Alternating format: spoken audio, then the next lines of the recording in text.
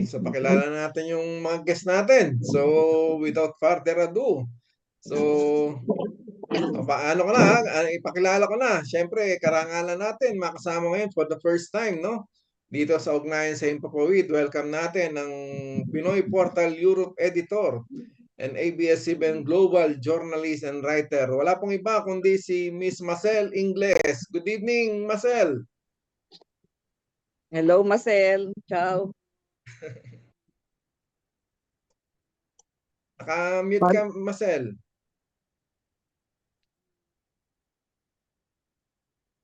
Hindi ka namin naririnig. Mukhang naka-mute ka. Naka-mute. Oh. Naka-mute ka.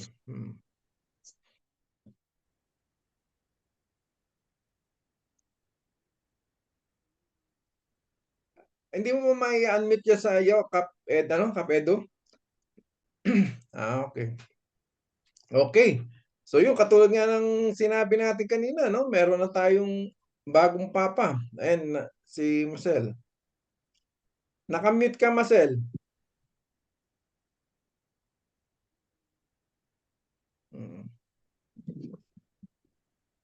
Ayun, okay na.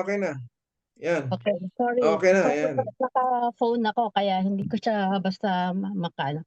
Well, magandang gabi po. Kami din sa Pinoy Portal, sobrang medyo ngarag kami today because pinafollow din Nasa namin. bahay na ba? Nakapahinga na ba? Nasa labas pa? Araw rin kaming puyat alam ni Jackie yan, 3:00 ng umaga nag-edit kami ng video para i-stitch yung mga interviews niya sa St. Peter's Square kagabi. Kaya medyo inaasahan naman namin na ilang gabi lang kaya medyo full blast. Pero hindi po ito yung unang pag-guest ko Pag-guest, nga pala pero matagal na, a year ago na, no? Oo, pero una bilang editor-in-chief na ng Pinoy Portal Europe. Okay. So, simulan natin. Kap Teddy, meron ka bang backgrounder ni Pope Leo XIV? O sige, basahan natin ng konti lang. Okay, sino ba si Pope Leone XIV o sa atin, Leo? Ito ay isang cardinal na ang pangalan ay si Cardinal Robert Francis Prevost mula sa Chicago, USA. Ang kauna-unahang Amerikanong naging Santo Papa isinilang noong September 14, 1955. Siya isang pare ng Order of Saint Augustine at matagal nang naglingkod bilang misyonero sa Peru. Bago mahalal bilang Papa, siya ang namuno sa Vatican Office na namimili ng mga obispo sa buong mundo. Pinili niya ang pangalang Leo XIV, isang posibleng hudyat ng pagbabalik sa tradisyon ng paninindigan sa katarungang panlipunan gaya ng ginawa ni Pope Leo XIII noong 1800. Isang bagong kabanata na naman sa kasaysayan ng simbahang Katoliko. Mukhang matindi rin ito. Kung susundan niya yung yapak ni Leon XIII noong 1800, ay sa tingin ko ito'y makatao. Pero mahirap pang maghusga dahil kaupo pa lang niya, wala pang 3 oras. Kaya siguro baka kayo meron dagdag tungkol dito. Hindi, siguro ang unang intriga lang sa kanya dahil di ba recently 2 weeks ago yata si Trump dahil bilang first Pope, American Pope, no? Recently si President Trump is nagsuot ng robe ng Pope, di ba? Kaya nga marami nagtatanong, indikasyon ba yun? May alam siya sa mangyayari. Nagkataon lang yan. Nagkataon lang ba? Walang kinalaman yan. Ang tingin mo, Marcel? Walang nakaka-influensya sa mga kardinal. Okay. Ikaw, Marcel? Oo, actually parang natuwa nga ako na si Cardinal Robert Francis Prevost ang naging Pope Kasi parang sumwaks dun sa magiging usapan natin dahil sa pagkakaalam ko, ang pag-uusapan natin yung social teachings Social of the justice. church at si Pope Francis. Mm. So, nung pinili niya yung pangalan na Pope Leo, kasunod dun sa Pope Leo the 13th, naalala ko na si Pope Leo din ang nagsulat ng Rerum Novarum. Oo. At Sila yun. actually, ang tawag sa kanya social pope o kaya the Pope of the Workers dahil yung mga doktrina na sinulat niya para sa Catholic Church ay patungkol nga doon sa pagtingin na ang isang mahalagang misyon ng simbahan ay maging behikulo ng social justice at pag-maintain ng rights and dignities ng human person. So, siya din yung unang papa na naging papa pala siya mula noong 1810 hanggang 1903. At siya yung unang papa na siya medyo nag-define ng position ng Catholic Church sa pagdating sa kung ano yung kanyang role ay ano ang kanyang place sa modern thinking, 'di ba? So medyo ganun din ang kakaharapin ng bagong Pope Leo the 14th kasi alam naman natin na sa loob ng simbahan merong divide doon sa mga moderates at doon sa mga liberals at mukhang ito yung nakikita niyang kakaharapin. Napansin ko lang paglabas niya sa balcony kasi binabantayan ko yung live stream ng Vatican News. Paglabas niya sa balcony nakita ko yung face niya. Parang it's a face of a man na weighed ng kanyang responsibilities sa pagiging bagong pinuno ng simbahang Katoliko. So makikita natin na alam niya kung ano ang hirap na kanyang haharapin sa pagiging namahalal na bagong leader ng Catholic Church. Siguro beforehand, ano bang pagkakakilala natin kay Pope Leo XIV? Ano ba siya? May tuturing na conservative o progressive? Kasi 'di ba, nabanggit mo nga si Leo XIII yung sa kumbaga yung kumbaga sa social ano siya, 'di ba? So, can we consider him as a progressive? Ang isang sigurong indikasyon ay yung kanyang paglilingkod sa Latin Migrants? America, 'di ba? Mm. So alam naman natin na yung klase ng Katolisismo na pina-practice sa Latin America may bahid yan ng liberation theology. Theology, Talagang pakikiisa sa masa at pakikisalumuha doon sa kung sino yung weak, oppressed, yung preferential option for the poor na isa sa mga haligi ng social teachings ng bagong simbahan, di ba? Modernong simbahan. So, ini-stalk ko siya nung malaman ko na siya ang bagong Pope. Ini-stalk ko siya sa Twitter kanina. So nakita ko na anti-MAGA siya, anti-Trump siya. At Yay! actually rini-retweet niya yung lahat ng mga articles nitong ni Cardinal Prevost yung halimbawa yung pag-rebuke ni Pope Francis halimbawa kay J.D. Vance, yung sinasabi niya tungkol sa migration, sumasang-ayon siya doon sa pag-rebuke ni Pope Francis. At saka ang ano dito kasi si Cardinal Prevost ay malapit na associate ni Pope Francis. Siya actually kasama sa pagpili ng mga bishop. So medyo kilala niya yung mga tao at nakikita na hindi ako magtataka kung ipagpatuloy niya ang legacy ni Pope Francis. Magiging bagong Updates? Pero sabi nga talagang napakalaking challenge para kay bagong Pope yung iniwang legacy ni Pope Francis. Kaya siguro para sa ating mga Katoliko, tulungan na rin natin siya para yung challenge na yun masuperan niya. At tinitingnan ko nga yung ibang yung tungkol sa kanya na may mga ilan din pala siyang tinututulan nung siya bishop pa, yung tungkol sa pagtuturo ng gender in schools. Yung promotion ng gender ideology is confusing dahil nagki-create daw to ng mga genders na hindi nag-e-exist. So, yun kaya ay ipagpapatuloy niya ngayon yung paniniwala niya na yun na magiging makaka-apekto dito sa ating mga LGBTQI na Na 24. mm, ano sa tingin niyo yun?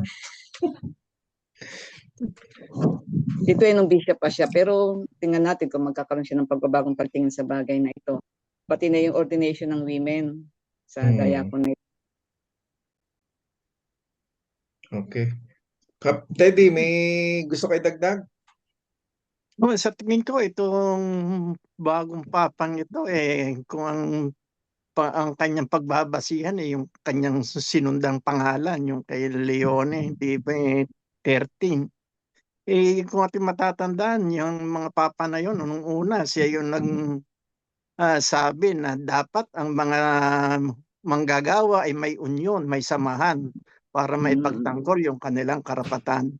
Sana ganun din ang papa na ito. Dahil ang tingin natin dito ay parang dahil doon siya nahasa, sabihin natin nahasa, nagtagal sa Latin America, alam naman nga natin pagdating diyan, ay makamanggagawa yung mga tao dyan. At pinaglalaban nila talaga yung karapatan ng mamayan katulad ng ginawa ni Pope Francis na sana pagdasal natin ay pagpatuloy din niya yung mga ginawa ni Pope Francis. So, may pag-asa tayo na yung tinatawag na social doctrine of the church is mararamdaman din ng simbahan ng mga mananampalataya kay Pope Leo XIV. Ganun ba? Oo, ganun yun. Maaari, oo. Yung social teaching of the church. Sana Social teaching. ituloy-tuloy yan. Kasi kung titignan natin yung kasaysayan, no, mula kay tawag dito kay Pope John Paul II pababa, within 400-500 years is puro mga Italians yung mga naging pope, di ba? Si Pope John Paul ang first non-Italian after almost 500 years. So, tapos dun sa Italians, so nagbabari pa nga may tinatawag na conservative tsaka progressive, no? O liberal tsaka ano. So, kumbaga parang si Pope Leo XIII is nung early 19th century, 20th century na siya. Kailan ba siya naging Pope? 1903. Sino? Si Pope Leo XIII. From 1810 hanggang 1903 siya. So 19th century, kumbaga. So 1800 siya 1810 to 1903. So medyo sa pagbukas ng 19th century. Father pala of social doctrine, si Pope Leo XIII. Pope Leo. So yung pinag-uusapan natin yung pagiging social, parang pagiging people's pope ni Pope Francis. Mukhang nami-mirror naman ng bagong Santo Papa dahil may pag-asa, kumbaga. May advocacy siya for migrants. Tapos yun nga, yung social justice part ng tinuturo ng simbahan ay mukhang pangahawakan din naman niya. Pero syempre may mga conservative side nga, sabi nga ni Sister Days, hindi naman nawawala yan. Hindi naman nawawala yan. Women deacons.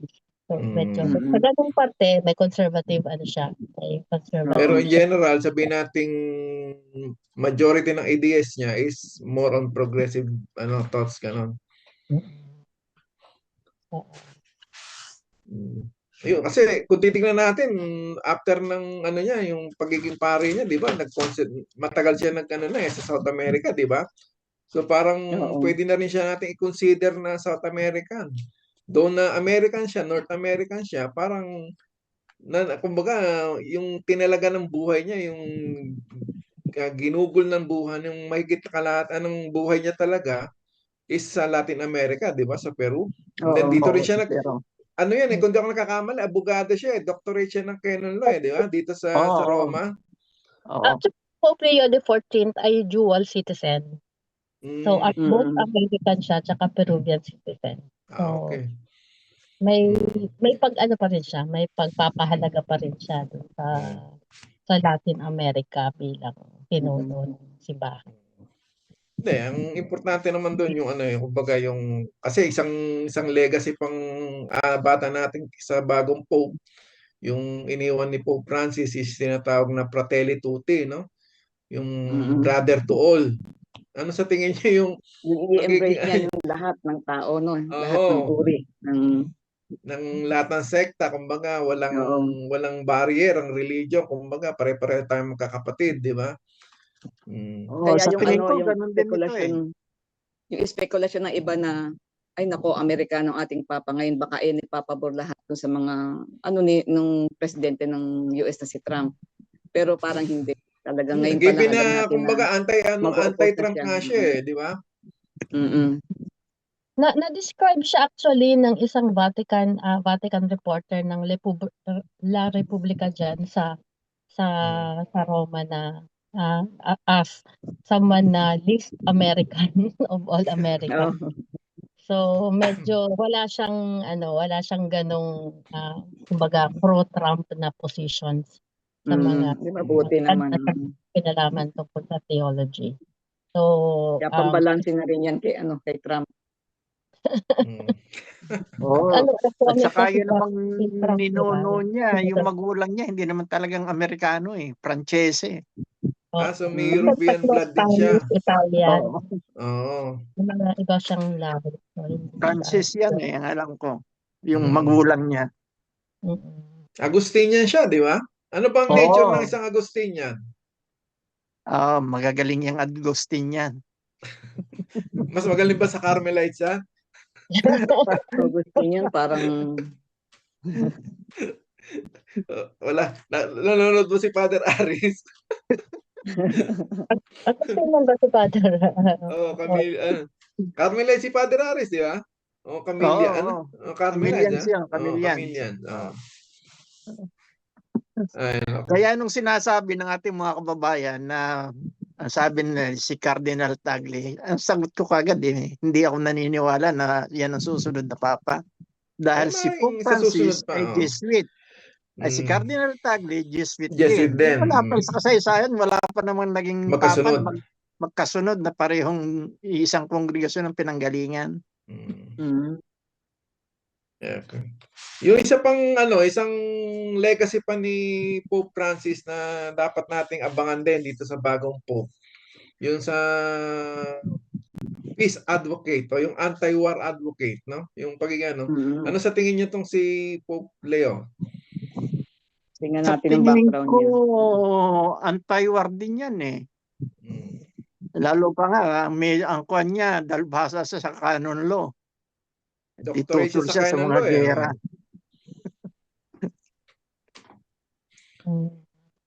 Wala akong alam tungkol sa kanyang. Basta ang alam ko lang, may advocacy siya for migrants. So kung mahal mo yung mga migrants, alam mo na ang mga migrants ay laging sila victims sa anumang gera. Totoo. So pagkatingin ko, din siya, parang tingin ko magiging critical din siya kung ano man yung mga nangyayari tungkol sa gera, sa war policy ng mga ibang bansa. Tingnan natin. Too early. So siguro kung maririnig tayo ng nakakalipas eh.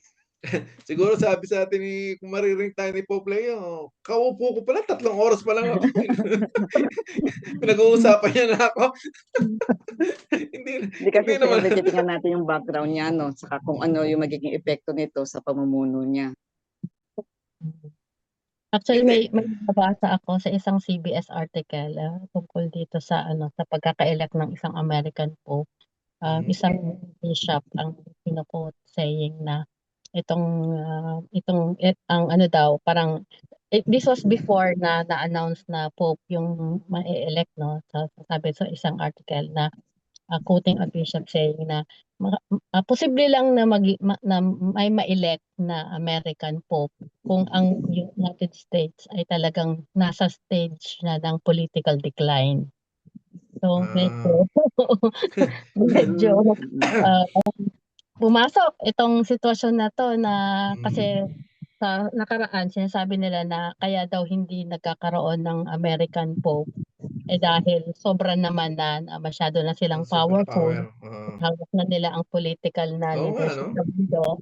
At kung ibibigay ko pati ang religious na leadership sa kanila, sila na lang ang mamuno sa Tama, mundo. tama. May Kaya sense, may mukhang sense. dahil ang political leadership nila ay in crisis, mukhang yung religious or yung leadership ng church naman ang ibinibigay dun sa isang American Pope din para siguro may Balanse. saving grace. Oo, saving. Oo. Hindi, tama. May sense ka. Kasi kung titignan natin kung halimbawa, nung after Second World War, talagang super powerful ang Amerika. And then, on that time, magkakaroon ng isang pope sa political and religious aspect, parehong hawak ng Amerika, malaking bagay yan. Kumbaga, Oo, kaya nga. magiging dominant talaga siya sa buong mundo, di ba? Mm-mm. Unlike nung panahon ni Pope Francis, na talagang may mga kritiko yung mga powerful countries, no, like US and China. And then kahit na sa Europe, so talagang very si Pope Francis, kumbaga vocal siya, no, sa mga abusive acts ng mga powerful. So yun ang natin doon. Updates. Actually, ang sa mga sa American media ngayon, report na ang pagkaka-elect kay Pope Leo XIV as a defeat of the MAGA Catholics. So para sa ang tingin nila, si Pope Leo XIV ay isang internationalist. At syempre alam naman natin na si Trump ay hindi. So makikita natin na magkakaroon ng schism o pagkakaiba ng pananaw ngayon ang isang American leader kaya ni Trump. Although sa Twitter account niya, kinongratulate niya yung new Pope at sinabi niya gusto niyang ma-meet yung bagong American Pope. Pero alam naman natin sa mga tweets niya, Cardinal Prevost, na talagang very critical siya, lalo na sa mga migrant policies ni Trump. Hindi, siguro isang magandang abangan natin kaagad dyan is yung gera sa Gaza, no? Tingnan natin kung ano yung magiging stand niya dito sa sa yung deteriorating, talagang palalang gera sa Gaza, no? Kasi kumbaga diyan niya masusubok yung yung kumbaga yung stand niya kung paano niya titignan. Kasi alam naman natin sa Gaza hindi naman Israel talaga lang nasa likod niya, Amerika talaga, di ba? Kasi kung di susuporta ng Amerika yan, wala ang Israel. So tingnan natin kung paano titignan ni Pope Leo yan dyan sa gera sa Gaza. Tapos meron pa ngayong yung bago, yung India at ng Pakistan. Correct, no? Nag-umpisa Yung na nag-launch naman. kahapon, no? Kahapon ba na isang araw? Nung isang araw pa. Isang araw? Ayun, Ang masama, itong dalawang bansang ito, napakarami ng nuclear weapon. Ito talaga, dapat kayong pagtuunan ng pansin nila. Anyway. Saka syempre, yung isang pwede siguro natin pang talakayin, yung legacy ni Pope na we hope na ipapagpatuloy din ni Pope Francis XIV yung kanyang environmental correct, yung Laudato Si. Marcel, curious lang ako, may mga kababayan ka bang nakausap diyan nung mapakilala na yung bagong papa? Ano yung mga naging reaction ng mga Pilipinong nandiriyan na nag-aantay? May natuwa ba o may nanghinayang ba kay Tagle? Yung mga ganong senaryo. Ako po? Okay, Marcel. Actually, ang nasa ground na reporter namin ay si Jackie De Vega. May tumawag na ba sa kanya? Naka-standby siya. Nga pala, Edu, pakitawagan si Kap. Pero bago sa pag-uusap namin, tinanong ko parang ano yung reaction ng mga Pilipino na American yung naging Pope. May na-interview American, siya na lang siguro magkwento kung anong sabi nila. Tapos may na-interview din siya mga Pilipino, sabi ko disappointed pa sila na ito yung malaki yung chance na may lumabas na Pilipinong papa. Ang sabi nila, hindi naman daw masaya sila na basta may bagong papa at sana nga daw ay mabuting papa itong bagong na-elect na si Pope Leo XIV. Tawagan natin si Jackie, mas alam niya. Siya yung nasa on the ground. Kahit madalas kami nag-uusap kung ano na nangyayari sa... Kapedo nandiyan na ba si Jackie? Kapedo? Oo. Kinokontak. Kasi alam naman natin na binaha ang social media ng mga post ng mga kababayan natin na sana si Tagle, sana si David, yung mga ganun ba.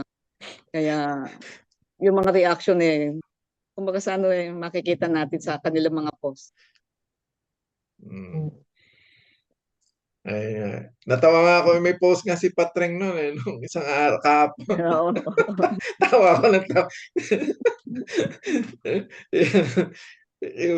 ano yung post niya? Yung isang foreigner na Holy Spirit, please guide the new Pope. Tapos second foreigner, amen. Tapos yung Pilipino raw, watching from. Tawa ako ng tawa. Anyway, so ano pa ba yung mga legacy ni Pope Francis na mahalaga na nakita natin kay Pope Francis na pwede natin abangan dito sa bagong Pope? nga. Siyempre yung pinaka-importante sa atin yung peace nga, di ba? So kung pagbabatawan natin yung una niyang sinabi mula nung siya ay magsalita bilang bagong Santo Papa, ang sinasabi niya, may we all build bridges with dialogue so that we can all be one people in peace. So mukhang kapayapaan. Maganda. Napansin na ko nga kanina.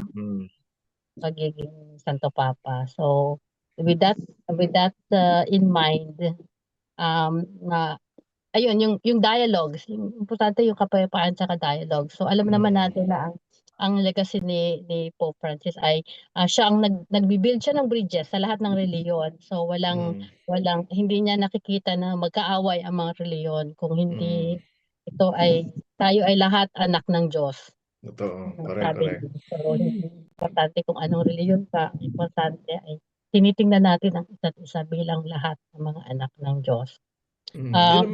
Nakita natin ito nung pumupunta siya sa yung sa Russian mga war zone, church, no? Nag-extend talaga siya ng hand sa lahat ng religion, at hindi niya tinitingnan na mas superior ang Catholicism. Vis-a-vis other churches. So yun ang isa sa mga gawa ni yung last niyang Easter message, sinabi pa niya, nagko-call siya for ceasefire at yung paggalinga sa mga Palestinians at dahil sa Gaza, sa kaguluhan sa Gaza, no? So mukhang peace din ang pangangatawan. Kasi yun ang importante kasi si Pope Francis, nakita natin yung consistency niya sa sa world peace talaga, no? Talagang hindi katulad nung kasi pag andiyan na ba Kap Edo?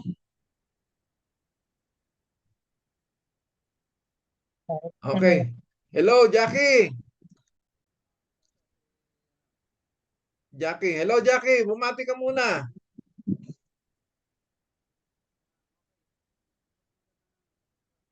Sa Zoom na lang, sa Zoom mo.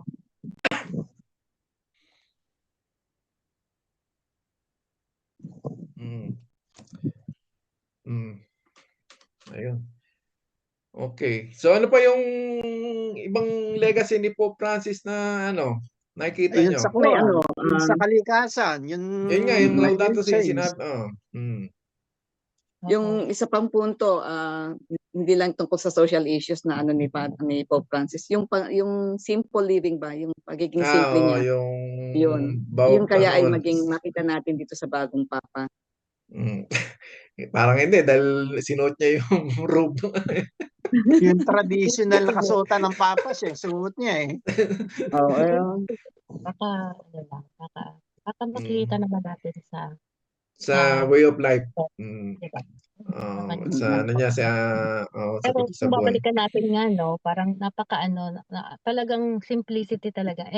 Pero alam naman natin kasi kaya nga Francis ang kinuha niyang diba? Poverty. Talagang siya ang advocacy niya. Okay, sige. Papasok ka sa Jackie? Ayan. Hello, Jackie. O, nakamute ka. Nakamute ka, Jackie. Ayan. Yan. Hello po. Good evening. Hi, Jackie. Good Hello, good evening. evening po. Okay, so nagbabalita mula sa Vatican. Pasok, Jackie. Hello, magandang gabi. Pasensya na ho kayo. Talagang wala kaming signal dito simula kanina pa. So, kinakailangan ko talagang pumunta doon sa media center. So, just to okay na po dito sa part na to. So, yan nga po, Habemus Papam. Meron na tayong bagong Santo Padre, si Pope Leo the 14th, and he is Cardinal Robert Francis Prevost. It's from the UAE. So, kanina nasa yung announcement ng kanyang pangalan, kami ay nasa pinakagitna talaga ng piazza, no? So, actually yung mention yung name niya. Actually, I cannot say that there was joy. There was actually medyo yung nila, yung mga reaction, at least yung nandoon sa may malapit sa aking katabi ko, no? Pero they were so hopeful. They were happy. Hindi siguro personally, we were expecting na parang magkakagulo, gano'n. Pero we saw that afterwards, okay? So, I think actually ito yung pinag-ano namin. Kasi nga, he is not one of the papabili na mention ng mga na recently, di ba, may mga lista ng papabili, and Pope Leo was not one of them. So talagang nakita yung excitement, may questions pa nga, sino yun. So yun yung nangyayari kanina no, sa paligid ko sa St. Peter's Square. What else? Kanina tinatanong din ako, bakit Leo? Why Leo? So kanina meron kami na interview na isang pare na he explained to us that Pope Leo it is somewhat they're hopeful, the priest that I have interviewed na he is hopeful na it will continue yung legacy ni Pope Francis. Yes. He said the priest na may pagka-socialist nga din daw si Pope Leo, yung name na Leo before. So the priest that I have interviewed, he's hopeful that Pope Leo the 14th continue the legacy that Pope Francis has started. Oh. So yun lang ngayon. Jackie, may tatanong muna ako sa Jackie. Kanina, nung paglilibot mo dyan at may mga nakita kang Pilipino, nung hindi mapili si Pope, si Cardinal Tagle na Pope, ano yung reaksyon ng mga kapwa natin Pilipino dyan? Okay, kanina. Actually, hindi lang kanina, even yung this past few days na nandito tayo sa Vatican na bumibisita tayo, they're hopeful that it should be hopeful sila na si Tagle yung Pero ang kasi dito, they are very entertaining na kahit sino, as long as ang magiging papa ay isang mabait at iko-continue nga yung naumpisa ni Pope Francis. Actually, doon nagkakaroon ng connection. They want, at least yung pa-feeling na interview ko, they want the new Pope na magpapatuloy ng mga naumpisahan na ni Pope Francis. Teddy, Marcel, may tanong kay Jackie? Kay Jackie. Siguro, may nabanggit ka sa akin na may na-interview ka din ng mga Americans tungkol sa pagkaka-elect ng bagong papa na mula sa kanilang bansa. So, ano lang yung reaction nila? Ano nito, Marcel? Meron kang sinabi sa akin na may na-interview ka rin ng mga Americans tungkol sa bagong papa. Anong lumabas sa interview mo? Okay, kanina yung mga meron akong ilang na-interview na mga American citizens na actually citizens na hindi mga Pinoy. So they're really excited and actually merong bumanggit nga about sa recent administration sa kay President Trump, and she said that it's going to be really interesting right now that the Pope came from the America. US as well. Kasi magkakaroon talaga na, the power, the dalawang power ng pinakamalakas sa buong mundo nakasentro ngayon sa parehong bansa sa USA. Did steady? May tanong kayo? Tanong ko naman sa inyong pakikipag-usap sa inyong kakilala dyan sa Italia, ano naman ang reaction nila na after 47 years, hindi nakabalik sa Italia? Oh. Actually, yung mga Italian kasi na nakapaligid din sa amin kanina, no? Especially yung mga taga-Roma, gustong-gusto nila nakakasana Roma, yung humanista. I assume that is Cardinal Pizzaballa na sinasabi nila. And actually pati rin si Cardinal Supi yung nababanggit ng mga at least yung nasa nasa ano ko. And then nung tinignan nila kami kasi nasa unahan nila kami, sabi, Filipini, Tagle. Gumagano na sila sa amin. So, they started to ask who is Tagle, what's the name? And they started to also chant briefly for Tagle. They said that he's really good, that if it's gonna be from the Philippines, it's gonna be Cardinal Tagle. Okay, tanong ko lang. Meron ka ba Jackie na na-encounter dahil kung ating titingnan, siya galing Amerika pero siya hindi nagsalita ng English. Nagsalita pa siya ng Peru.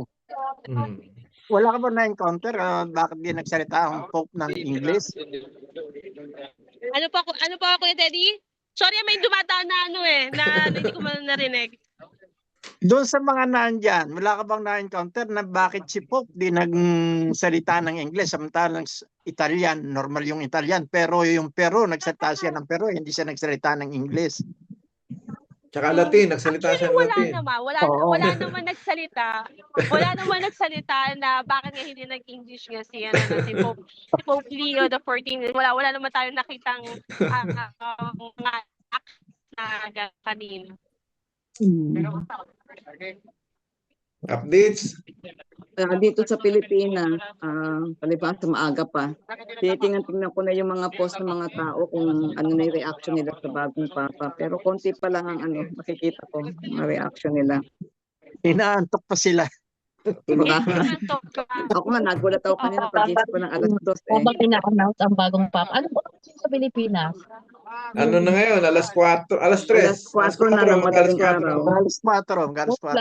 Pagising nila, lang nila malalaman na may bago ng Papa. Oo, pero yung iba nagtiyaga talaga ng pag-iintay.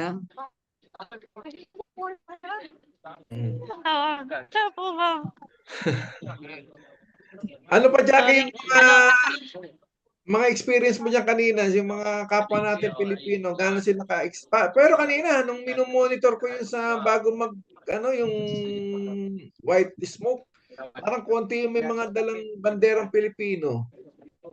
Dalawa lang yung nakita ko eh. Okay, yung sa may mga dalang mga Philippine flag, actually meron kaming nakita 1, 2, 3, 4, 5. Nakita 7. 7 mga malalaki. Isa 1, 2, 3. 4 na malaki, tapos merong mga medium size. Tapos may mga maliliit din kasi hindi niyo makikita masyado kasi nasa may radius sila nakapwesto. Hindi niyo mapapansin sila. But there are so many Filipinos, even since yesterday, last night, there were so many Filipinos na talagang they were chanting, they were cheering na hindi lang for Tagle, for our Cardinal Tagle, no, but really sa yung Pope na mahigaling. Eto, may nakita ko ngayong post dito. Si Father Prevost daw ay nabisita na pala ang Pilipinas noong 21 years ago. Oh, 2003, 2002. 2004. Ah, January 2004. 2004. Binisita daw yung Augustinian community sa Santo Niño de Cebu Parish sa Barangay Mohon, Talisay City, Cebu. Oh, yun. Malamang nabibisita din kaagad dito sa Pilipinas. Okay. So kanina wala pa naman tayong Filipino. Actually, yung mga Filipino they unfortunately they don't also know the cardinal. Actually, syempre nakafocus tayo siguro kay Cardinal Tagle, no. But ako personally, I'm really pleased na mga na-interview ko, at least they were so positive, and they were so very entertaining to the thought na meron tayong bagong papa sa wakas, and we don't have to wait until tomorrow para magkaroon ng bagong Santo Padre. Kaninang maga, Jackie, yung second na attempt ng conclave kanina, di ba? Marami na rin bang, andyan ka na rin ba kaninang maga? Nung, di ba, lumabas yung black smoke is 12 o'clock, di ba? 12 noon? Actually, ang inaasahan natin na lumabas sana yung smoke kaninang umaga was around 10:30 o 10 or 12 o'clock, no. Pero lumabas yung smoke 11:51 if I'm not mistaken. Basta bago mag alas 12, everyone was caught off guard. Actually, yung mga nandito sa ground, they were all off guard na nailabas na kaagad yung usok. Kasi kung ikukumpara last night na nagkaroon ng medyo matagal na paglabas ng usok. So ngayon naman medyo lumabas ng medyo mas baga sa inaasahan. Speaking of that, Jackie, kanina kasi 5 minutes or 10 minutes before the white smoke, nung pinakita sa screen yung chimney, merong mag-asawang gabyano tsaka inakay sila na pinakita. Ano yung reaction ng mga tao kanina doon? Kasi pinipil pa nung parang nanay yung di ba? Tapos talagang actually itong seagull, itong gabyano na to, yes, last night medyo sumikat na talaga siya kasi nga dahil sa smoke nagawa na namin actually ng story na pati pa naman ang gabyano nakihintay rin kasama namin. So bumalik yung gabyano ng kinaumagahan na merong kasamang isang gabyano. So we were like, ayan, naghanap pa ng kasama, katropa. Ginawa na kwento yun eh. Tapos, ito ngang last na to, nung lumabas yung maliit na ibon, everyone erupted talaga ng akala namin na yun na yung papa namin may smoke. Kita namin may maliit na ibon na pinifeed nung gabyano na nung yung nanay kasi pinifeed so hindi pala siya katropa. So hindi pala siya katropa, asawa pala niya yung kasama pala niya doon. So family affair na talaga yung pag-iintay niya. Family affair. Oo. So nakakatuwa talaga yung atmosphere kanina sa piazza. Maraming mga kabataan. Maraming mga kabataan. Iyon ang isa pang ko rin eh. Ano yung observation mo? Kasi napansin ko ang daming kabataan na nag-iintay. So it's a good sign na kumbaga parang mga kabataan na-inculcate sa kanila yung kahalagaan ng gantong okasyon, di ba? Oo. Actually kagabi meron ako na interview, nakapanayam na isang one of the youth natin sinabi nila. Sabi ko, bakit kayo nandito? Imbis na syempre this is really a historical moment. As a youth daw, they want to be part of it. And tinanong ko kung ano yung katangian na gusto nilang maging para sa susunod na papa. na sabi nga niya ay sana maging yung sa teachings ng simbahan and maging ma-continue din yung legacy na nausan ng Francis. Kap Marcel, may tanong ka kay Jackie? Ano ko lang kay Jackie, may pala ka na bang matulog mamayang gabi? Actually, actually wala pa po. Kasi mag-stand upper pa maya. Mga ilang araw pa ba ka na dyan? Mag-stand upper pa ako. Actually, kung titingnan niyo, marami pa rin tao. Papakita ko lang ha. Ayan. Ayan yung mga journalists. Andito pa yan. Puno pa yan dito. Yan. Ay, So, Oo nga. oo, hanggang hindi pa bukas pa yung mga yan. dito Sa sa unang mass ng Vatican. Papa. So, bali Bongga. bukas magkakaroon na ng unang misa ang Santo Padre together only with the cardinals sa Sistine Chapel. And then after that, magkakaroon din ng audience together with the journalists on Monday. So forgive me pero meron siyang ano rin sa linggo. I just forgot what it is kasi medyo sabog pa na. Pero yan, meron na kaagad mga gagawin na ating bagong Santo Padre ngayon. Sige, abangan namin yung report na yan. Okay. Mm-mm. Oh, may tanong pa kayo bago natin pakawalan si Jackie. May mga reporter na Roberto Ampeg. Okay, salamat, Jackie. Salamat, Jackie. Salamat, Jackie. Thank you rin po. Salamat, And Jackie. it's nice to be back sa Ugnayan Pang Hipapawid. Thank you very much po. Okay, Good night. thank Good you. evening. Good night. Okay. So yun. So Kap Marcel, ano pa yung inputs natin ngayon? Yun nga, kung ang din-discuss ko kanina bago pumasok si Jackie, anong tawag dito? Yun nga yung sinasabi ni Sister Dates na simplicity. At yun nga, sabi natin na kaya nga pinili niya yung pangalan ng St. Francis na may advocacy of the poor, di ba?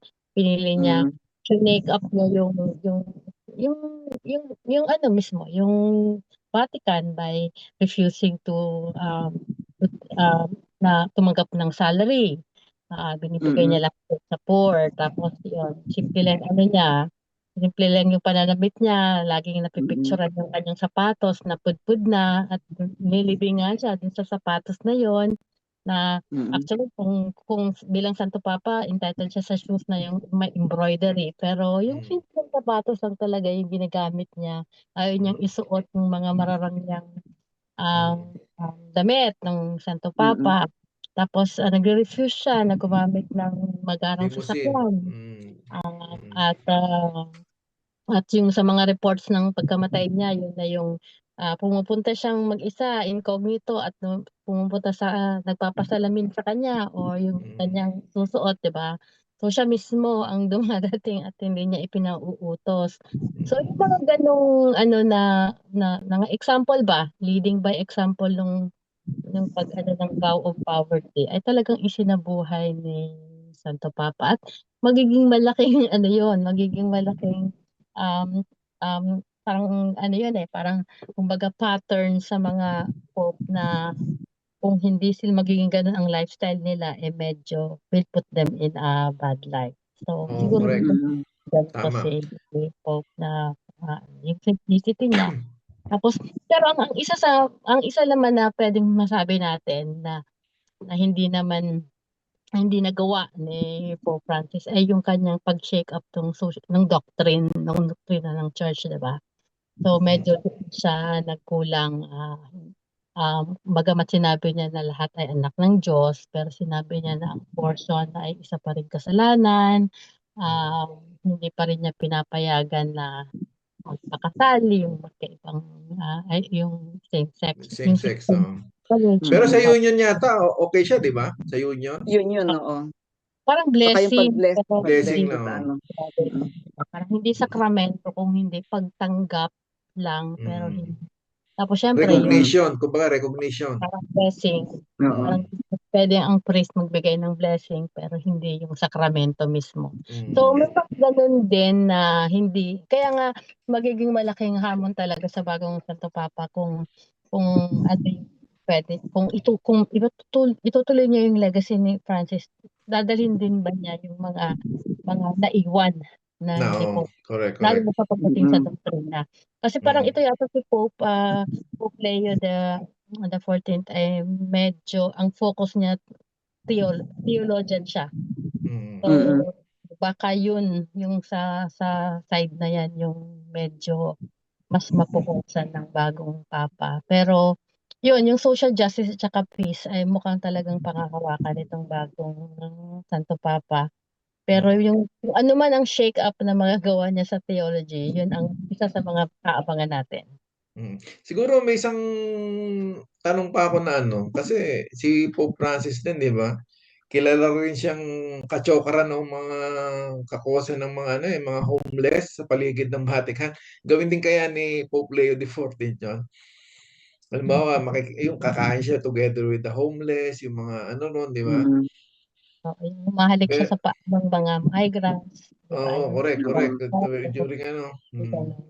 Kung ang experience ni Pope Leo XIV is anything to go by sa Latin America, mukhang meron din yung financial option for the poor treatment of the poor kasi ay Latin American tradition yun or yung Mm. mga simbahan diyan yun ang yun yung focus ng kanilang doktrina, 'di ba? So Mm. kung yun ang pagbabatayan natin, mukhang maipapagpatuloy ito ng bagong Santo Papa. Pero as sabi maaga pa, pero siyempre ang lagi nating pagbabatikan ano yung background niya, ano yung nagawa niya sa dati at kung ito ay pagpapatuloy. Correct.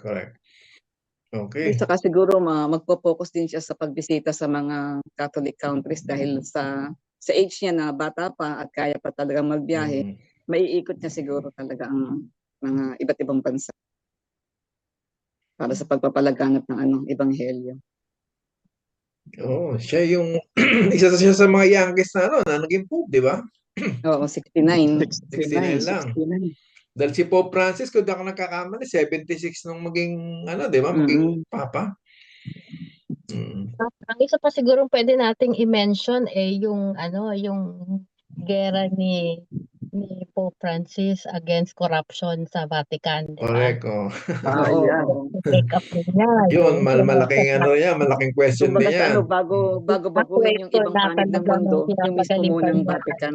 Hindi niya yung isang cardinal dahil dyan sa ganyan. So, yun, nag-hire siya ng mga financial Expert. forensic forensic accountant, di ba? Para tingnan nga kung paano talaga ginagastos ang pera ng Vatican. At tingin ko isa din 'yan sa mga dapat na buhusan kasi yung church Kaya para nga pinagalitan si Pope Francis dahil sa kanyang mga gawain na yan. Kaya ang sabi niya sa mga Controversial tao, siya doon, di ba? ipagdasal siya.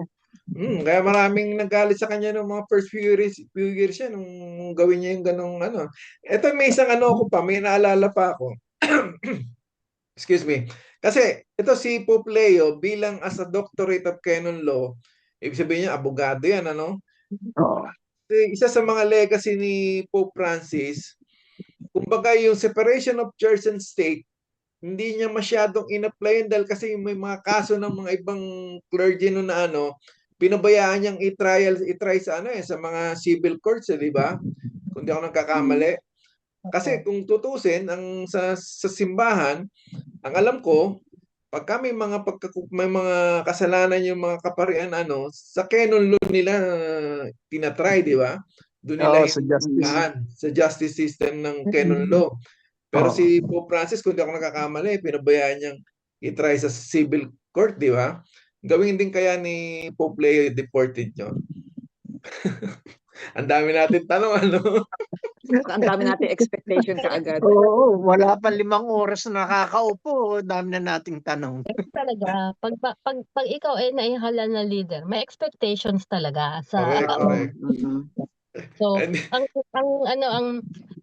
yung isang comment sa pagiging Pope ni Pope Francis, magpapalakad niya sa Vatican, ay yung sinabi na although maawain siya at kind siya sa laity, sa mga faithful, medyo tough siya sa clergy. So, although hindi totally natanggal yung halimbawa yung sexual abuses ng mga clergy, no, na napaka-controversial at talagang nagpapasama ng imahe ng simbahan sa buong mundo. Yun nga yung sinabi na may ginawa si Pope Francis, although nung siya ay pa lang nasa Argentina pa, naging issue din sa kanya yan na meron siyang hindi mga natulungan ng mga naging na inabuso ng clergy sa Argentina. Pero mukhang sa pagiging papa mukhang mukhang tumugon naman siya doon sa sa gano'ng na yun nga na pinasubject niya, pinagalitan niya talaga or pinush niya talaga yung mga bishop. Tinanggal niya yung mga bishop na hindi uma-action tungkol sa mga reklamo tungkol sa mga sexual pag-aabuso sa kanilang mga diocese. ayun, ang Ito, dami. lumitaw na yung mga niya, mga pictures niya dito sa Pilipinas noon. Yeah. Marami na. Yan? Nasa Pilipinas siya? Oo, Ano, 2000. 2004? Hindi lang pala merong May 2000, merong January 2004. So ilang beses na rin pala siya nakabisita dito. Ayun. Sa Amerika kaya bumisita siya?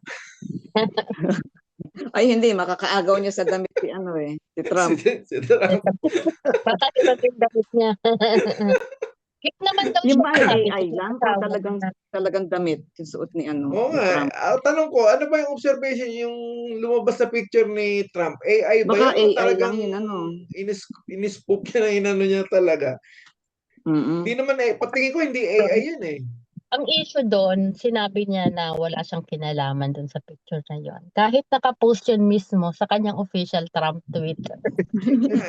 Wala siyang kinalaman. Galawan, parang galawan digong eh. No? Okay. Baka kung saan mapunta yung usapan natin. Tayo ba? Ayun, sana naman.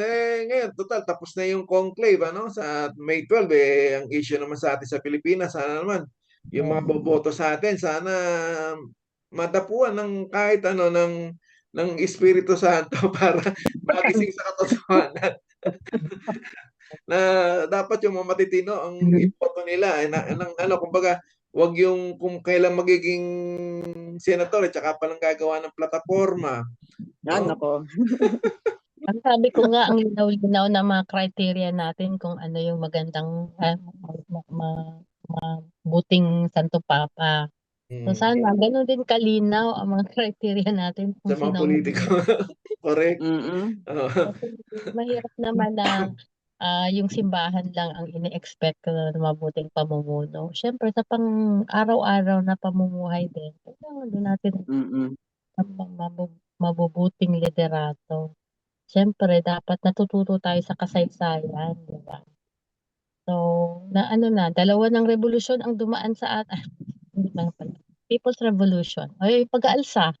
Hindi kino-consider kasing revolution yung pag-out kay Estrada.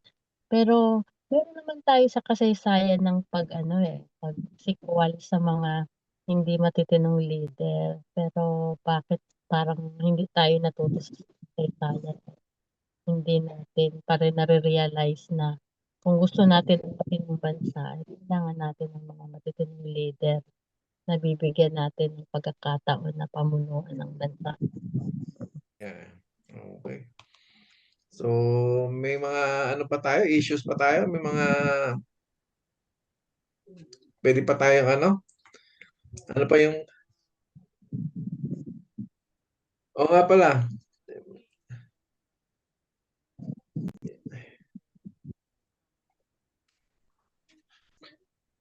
Sino ba nakakabasa ng mga comments?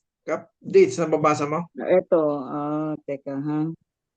Yung iba mga pagbati lang ng nandirito, nila Jean, nila Edwin, Presi, sino pa, si Loida. Ngayon, may isang Si si Jessie. Father Aris, nag-ano din dito tungkol sa mahabang paninilbihan nito sa Peru bilang obispo ng Chiclayo. Tapos, ano pa? Ayun, mga pagbati ang nandito. Pero, ito ang Si Bishop Carpintero, Pablon, kasama nandito nga daw ni rin. Bishop Pablon. Tapos may nirace lang dito si Jean na speaking of seagulls daw, bakit daw mayroong seagulls sa Vatican samantalang 30 kilometers ang layo nito sa dagat. Ngayon, ang sagot ni Father Aris dito, kasi Wala daw na kasing isda wala sa na mga Pregene. isda sa Regene dahil sa pollution. Yun, Oo isang nga. issue din yun. Mm. Laudato si yan, laudato. Laudato siya. Okay. Yun nga, siguro kung pwede natin sabihin is parang maganda actually na ng pangitain niya na piniling ang ating bagong papa ay maging si Pope Leo the 14th dahil nga dun sa pagiging social pope ng kanyang predecessor ay yung pinangalan niya sa sarili, diba? Yung predecessor na So, kung ano man, kasi ang kailangan talaga ng ating mundo ngayon ay parang fundamental na pagbabago ng relasyon ng mga tao, ng mga bansa. At ito yung kailangan natin ngayong tutukan dahil malaki talaga yung kinakaharap na problema ng mundo sa kalapatan, sa gera, sa lahat. Kung ang Papa na to ang magiging leader sa simbahang Katoliko na may 1.4 billion na followers. Magkakaroon ng ganun parang epektibong leadership pa at magiging boses siya ng katotohanan, ng sense out of this world. Kung maiimpluwensyahan niya si Trump, lalo na may napaka-divisive ni Trump. Ni Trump, oo. Tsaka intrigero pa. Tulong siya Oo nga, sa chismoso world order. Pero siyempre yun yung parang naging papa siya sa mga panahon na kailangan natin ng matinong liderato sa mundo. Okay. Okay. May tanong pa? Updates kay Teddy? Basta yung sa atin, yung inaasahan na lang natin na pagpapatuloy niya ng mga reforma at advocacy ni Pope Francis. At saka siyempre may mga i-inject din siya ng mga bagong pamamaraan ng pamumuno sa Katoliko. Okay. So yun. So ang oras natin ngayon ay 10:22. Abemos papam na pwede nang matulog. Mukhang lumagpas na tayo ng 20 minuto. Kala ko pa naman makakapagpalalim tayo ng mga social teachings of the church. Sabi ko, makapagbasa nga kasi nakakapagbalangan. Tapos bilang may na-elect ng Papa, siguro ako maisasantabi na ito dahil pag-uusapan na ngayon ay kung ano yung magiging expression natin sa bagong Papa. At yun nga ang nangyari. Pero siguro balikan. yung sa susunod na mga panahon habang tumatagal si Pope Leo natin, no? So doon natin ungkatan yung sariwain yung mga legacy ni Pope Francis, at the same time i-tackle natin yung mga social issues na importante. So yun ang kumbaga kasi yung continuity, di ba? Yung continuity ng ng legacy, yun ang inaabangan ng lahat kasi kumbaga yung makikita natin sa Vatican kanina, no? Talagang pure essence ng Catholicism. Bakit? Talagang universal, di ba? Halos lahat ng lahi nandun Americans, Europeans, South Americans, Asian, di ba? Yan yung esensya ng Catholicismo, yun, di Lahat ba? ng kontinente nandun. Yung kato, di ba? Meaning universal. So talagang andun yung talaga esensya. So yun ang gusto ko palang banggatin na madalas natin makakalimutan na ang Santo Papa ay hindi lang leader ng Catholic Church, di ba? Siya din ay actually leader ng isang bansa. Correct, correct. leader din Oo, Mm. Vatican, bansa yan. oo, di ba? Kaya di Knowledge ba, country. kumbaga presidente din siya ng isang bansa. Mm. So bilang leader, parang isang political leader din siya. So hindi naman niya kailangan magsalita lang bilang taong simbahan, kundi bilang isang sekular na leader ng isang bansa na may stake ba sa kung ano ang nangyayari sa mga Head ng state din yan, ng Vatican. Tapos yung bishop ng Rome. di ba? Ito nga, may message dito si Bishop tsaka si Father Aris. Sabi ni Oh. Bishop Ablon, sabi niya, kung si Pope Leo XIII ay naging tinig ng simbahan para sa uring manggagawa at si Pope Francis ay naging tinig ng mga nasa laylayan ng mundo, si Pope Leo XIV naman ay maaaring maging papa ng ating panibagong pakikibaka para sa isang makatao, makakalikasan at makatarungang mundo. Panahon na muli ng pananampalatayang may paninindigan. Pananampalatayang nakikisangkot. Yun, galing kay Bishop Adbulo yan. At sabi naman ni Father Aris, ang first greeting nga ni Pope Leo XIV kanina ay peace that is an arm and disarming. No? Maganda yung ano niya. Maganda yung pambungad niya, di ba? Ayun. Hindi, sa atin naman, inaasahan natin yung continuity ng mga positive principles na naipakita ni Pope Francis, at saka alam natin magkakaroon din ng comparison from time to time, pero meron na rin namang new communication of faith para sa ating lahat. 3 Cs yun, 3 Cs. Continuity, comparison, at saka communication. Yung magiging impact ng bagong papa sa mga sa theology. Kung talagang magkakaroon siya ng courage na parang i-redefine ang church. Although solid na tayo doon na itutuloy niya yung social justice at mga social doctrines at advocacy ni Pope Francis. Ang gusto kong makita bilang theologian kung meron siyang gagawin babago para madala naman ang simbahang Katoliko sa Church of the Times, 'di ba? Hindi siya napupuli, hindi siya orthodox gaya ng ibang konserbatibo na gustong ibalik. Kasi may mga kaibigan, may kaibigan kami dito sa yun parang kulang na lang ibalik talaga sa Latin yung mass, 'di ba? Parang paano yun mapapalapit sa tao?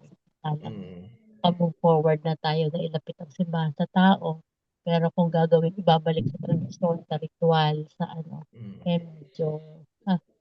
medyo hindi siya at step with the times. Okay, on that note, so para makapagkape na rin si Dilsmero. Hindi, nagkape na ako, tinapay, kakain na lang ulit mamaya. Pwede na bumalik matulog. Pwede patulog na ulit tayo.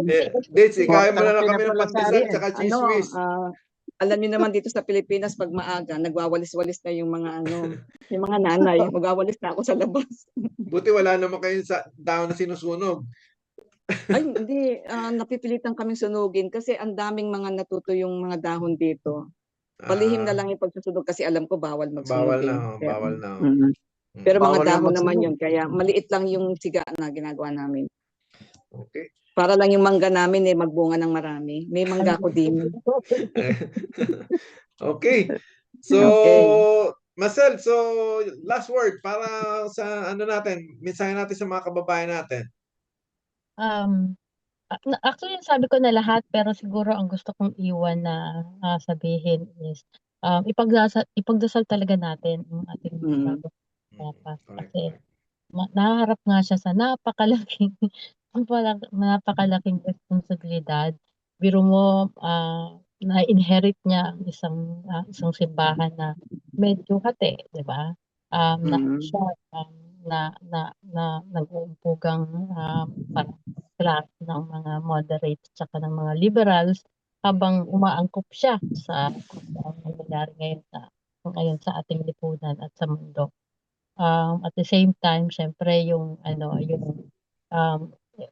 kakaharap din siya ng sitwasyon na parang konti na ang nagsisimba lalo na dito sa Europa.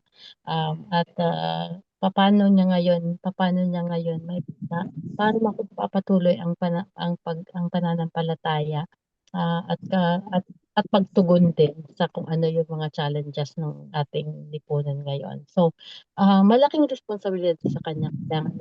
Kailangan natin niya ng suporta at tawa ay patnubayan siya talaga ng Holy Spirit para magawa niya. At syempre gusto ko na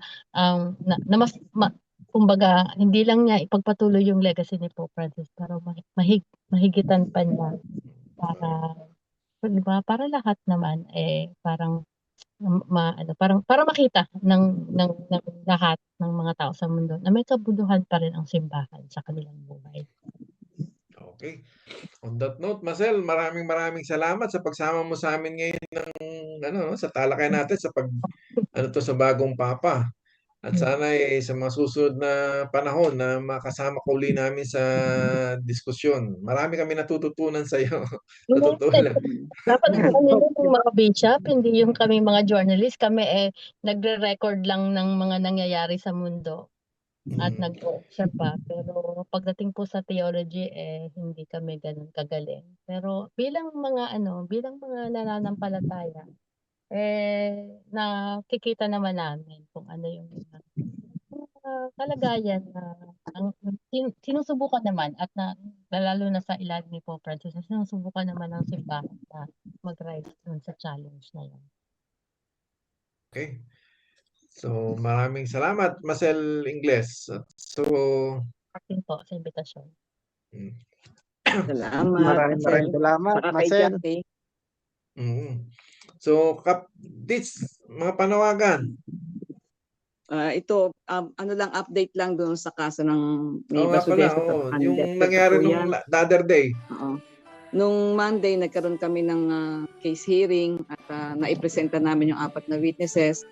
At yung kabilang panig naman, magpipresenta sila ng witnesses nila sa May 14 at saka by May 15, sana magkaroon na ng resolution ng Supreme Court tungkol sa aming petition na writ of habeas data at writ of amparo. Yun lang naman, kaya patuloy tayo mananawagan para sa katarungan sa lahat ng desaparecidos. At balita din, si Lorraine Badoy, nagpadala lang ng abogado. At si Celis, nawawala. Nasaan ba si Celis ngayon? Sa Amerika? Nasa Canada daw. Sa Canada. Canada. Si Badoy nasa Pilipinas din o wala? Alam ko nasa Kasi Hong Kong si Badoy nandito siya nung arestuhin si Duterte Oo. Pero nagpadala lang siya ng abogado niya. Ang alam ko po nagpadala ng parang pag-oppose dun sa petition na makapag asylum si Celis sa Canada. Yung Bayan Canada yata. Pero hindi ba inaano ng mga taga-Canada na siya? I-reject yung asylum niya. Parang yung ginawa doon sa Harry.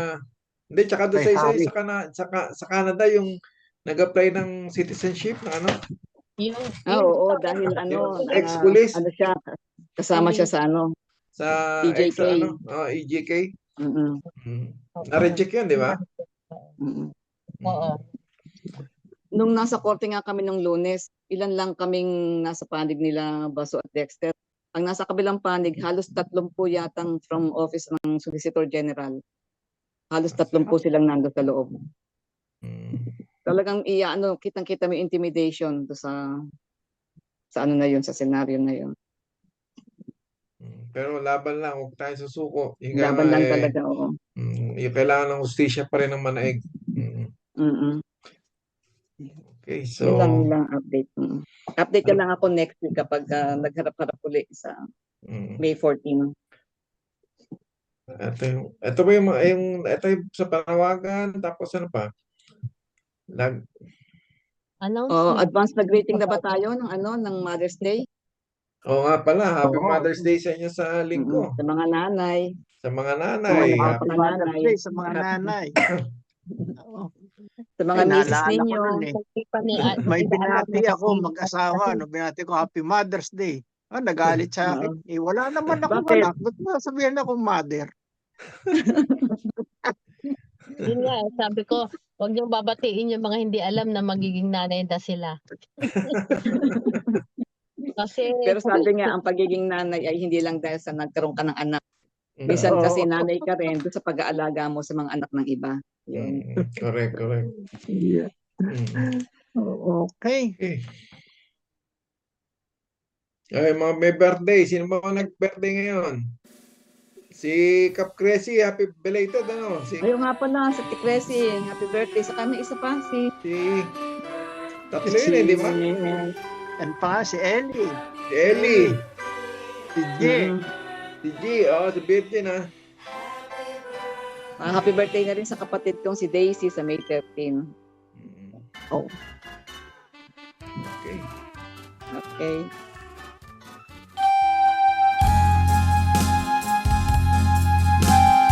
Teddy, pakibasa yung pagkain ng buhay. Okay.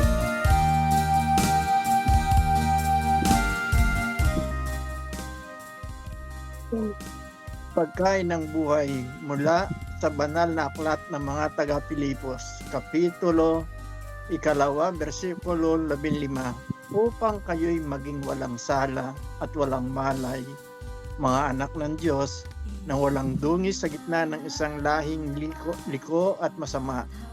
Nasa gitna nila'y lumiliwanag kayong tulad sa mga ilaw sa sanglibutan.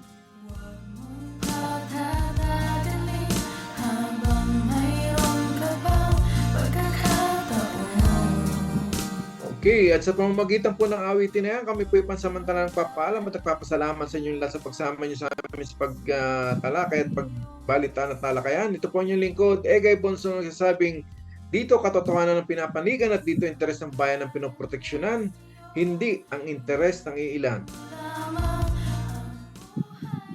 Ako po ang inyong kasama at muli tayong magkarinigan sa mga susunod na panahon. Ito po ang inyong kaibigan, Teddy Dalisay. At maalam na pagbati po mula dito sa Pilipinas, dito sa Centeno de Jesus po, na taga Bologna din, Italy. Maraming salamat po sa inyong pakikinig.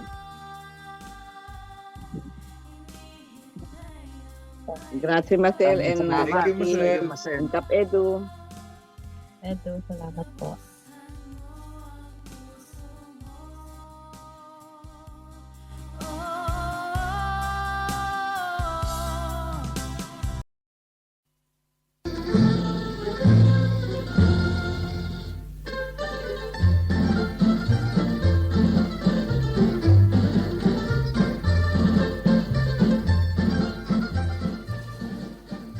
Ang ugnayan sa Himpapawid ay inihandog ng umangat ang ugnayan ng manggagawang migrante tungo sa pag-unlad.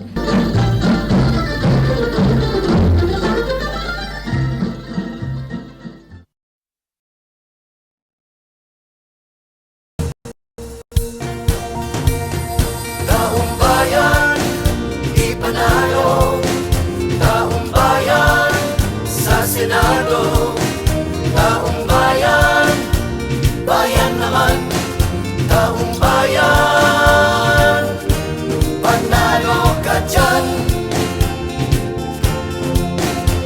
Pagkain sa mamamayan, yak na paninirahan, trabahong makatao, may sahod at benepisyo. Taong bayan, ipanalo. Taong bayan, sa Senado. Taong bayan, bayan naman. Taong bayan, panalo ka dyan. Taong bayan, ipanalo. Taong bayan, sa Senado. Taong bayan, bayan naman. Taong bayan, panalo ka dyan. Edukasyon at kalusugan, kalikasan at kabuhayan, isulong ang karapatan, katarungan at kalayaan. Taong bayan,